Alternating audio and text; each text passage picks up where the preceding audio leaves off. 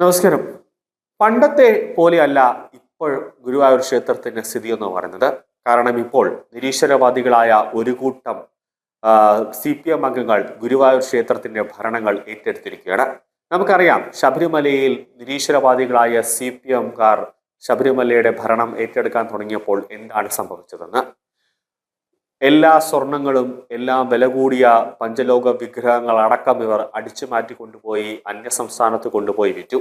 ഗുരുവായൂരിലും അങ്ങനത്തെ ഒരു തട്ടിപ്പ് മോഷണമൊക്കെ നടക്കാൻ സാധ്യതയുണ്ട്, അല്ലെങ്കിൽ നടന്നിട്ടുണ്ട് എന്ന് തന്നെയാണ് പല തരത്തിൽ നിന്നും കിട്ടുന്ന വിവരങ്ങൾ.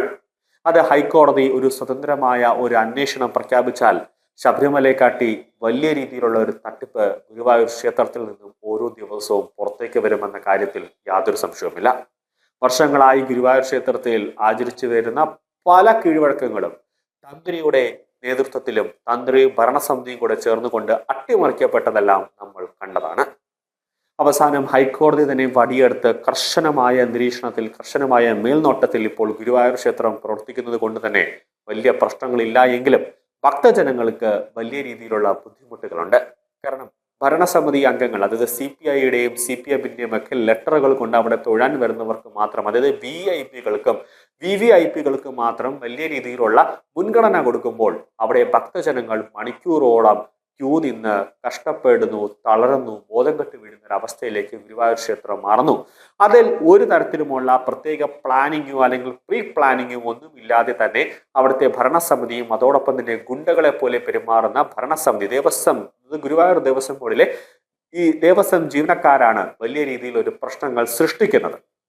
അത് ഹൈക്കോടതിയുടെ ശ്രദ്ധയിൽപ്പെടുത്തണമെന്ന് പലതരത്തിൽ വിശ്വാസികൾ പറയുന്നുണ്ടെങ്കിലും, കർശനമായ നിർദ്ദേശം ഹൈക്കോടതി കൊടുക്കുന്നുണ്ടെങ്കിലും ഭരണസമിതി അംഗങ്ങൾ ഇതൊന്നും കേൾക്കാത്ത മട്ടിലാണ് നിൽക്കുന്നത്. നിലവിൽ പറഞ്ഞു വരുന്നത് അവിടെ ഒരു കീഴ്ശാന്തിയെ 90 ദിവസമായി ഗുരുവായൂർ ദേവസ്വം ബോർഡ് പുറത്താക്കിയിരിക്കുകയാണ്. എന്താണ് കാരണമെന്ന് ചോദിച്ചാൽ ഒറ്റ ഉത്തരമേ ഉള്ളൂ. CPIയിലെ ദേവസ്വം മെമ്പറുടെ ഭാര്യയ്ക്ക് എല്ലാ നടപടിക്രമങ്ങളും അട്ടിമറിച്ചുകൊണ്ട് മണിക്കൂറോളം അവർക്ക് ഇഷ്ടം പോലെ നിന്ന് തൊഴാനുള്ള ഒരു സ്വാതന്ത്ര്യം കൊടുക്കണമെന്ന് ദേവസ്വം ബോർഡ് പറഞ്ഞു. അതായത് ഗുരുവായൂർ ദേവസ്വം ബോർഡ് പറഞ്ഞു. പക്ഷെ അത് പറ്റില്ല എന്ന് കീഴ്ശാന്തി പറഞ്ഞു.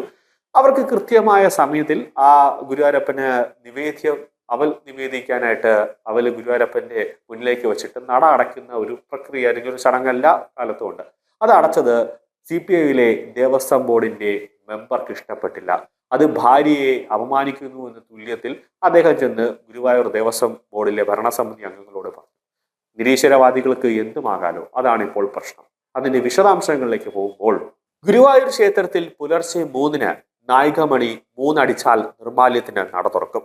നൂറ്റാണ്ടുകളായി ഇതാണ് രീതി. 6 പതിറ്റാണ്ടിനിടെ ഒരു ദിവസം മാത്രം മണിയടിക്കാൻ 2 മിനിറ്റ് വൈകി. ഉത്തരവാദിക്കെതിരെ ശിക്ഷാ നടപടിയെടുത്തു. കടുകിടെ വ്യത്യാസമില്ലാതെ ആ ചടങ്ങുകൾ ഇന്നും നടക്കുന്നുണ്ട് എന്നതാണ് ഗുരുവായൂർ ക്ഷേത്രത്തിന്റെ സവിശേഷത, ഭക്തജന പ്രവാഹത്തിന്റെയും ഒരു അടിസ്ഥാനം. ഇവിടെ ആരും ആർക്കു വേണ്ടിയും കാത്തു നിൽക്കാറില്ല. ഏറ്റവും പ്രധാനം ഗുരുവായൂരപ്പനാണ്. 3-ന് നട തുറന്നാൽ നിർമാല്യം, തൈലാഭിഷേകം, വാകച്ചാർത്ത്, സപ്തശുദ്ധി അഭിഷേകം എന്നിവ കഴിഞ്ഞാൽ വിഗ്രഹത്തിന് കിരീടം ചാർത്തും. കിരീടം വച്ചാൽ ഉടൻ മലർ നിവേദ്യം എന്നതാണ് നിയമം. എണ്ണ തേച്ചു കുളിച്ചു കഴിഞ്ഞ ഉണ്ണിക്കണ്ണൻ വിശന്നാണ് നിൽപ്പ്. ഉടൻ നേദ്യം വേണം. നേദ്യം കഴിഞ്ഞ് ചന്ദനം ചാർത്തലും ആഢ്യാഭരണങ്ങൾ അണിയിക്കലും പാടുള്ളൂ. അത്ര തിരക്കിൽ വേണം നേദ്യം. ഈ സമയം ശ്രീലകത്ത് മേൽശാന്തി, ഓദിക്കൻ, കീഴ്ശാന്തിയായി 6-7 പേർ ഉണ്ടാകും. കിരീടം വച്ചാൽ വാതിലിന് അടുത്ത ആരാണോ അവർ വാതിലടയ്ക്കണം. ഇതാണ് അവരെ പഠിപ്പിച്ചിട്ടുള്ളത്.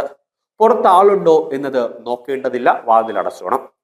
എന്നാൽ 2025 ഒക്ടോബർ 20-ന് മലർ നിവേദ്യത്തിന് കിരീടം വച്ച സമയത്ത് വാതിലടച്ചു. അപ്പോൾ ഒരു ഭരണസമിതി അംഗത്തിന് വേണ്ടപ്പെട്ടവർ പുറത്തുണ്ടായിരുന്നു.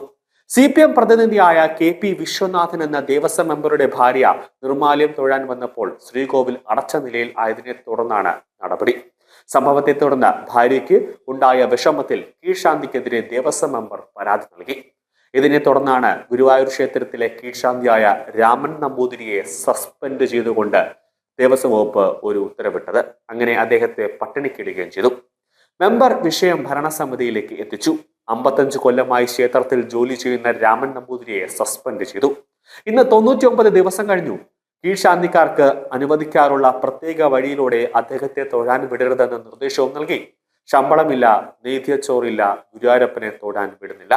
ചെയർമാനും പരാതി റിപ്പോർട്ട് ഭരണസമിതി അംഗവും കാലാവധി കഴിഞ്ഞ് മാർച്ച് 13 പുറത്തു പോകും. അതുവരെ രാമൻ നമ്പൂതിരി അകത്ത് കയറണ്ട എന്നാണ് ഭരണസമിതിയുടെ തീരുമാനം. ശബരിമല സ്വർണ്ണപ്പാളി കേസിൽ പ്രതിയായ ഉണ്ണികൃഷ്ണൻ പോറ്റി പോലും 90 ദിവസം കഴിഞ്ഞ് ജയിലിൽ നിന്നിറങ്ങി. ഗുരുവായൂരിൽ 99 ദിവസം കഴിഞ്ഞിട്ടും 65 വയസ്സെത്തിയ ഒരു വാസകൻ ഗുരുവായൂരപ്പനെ തൊടാൻ കഴിയാതെ പുറത്തു നിൽക്കുകയായിരുന്നു.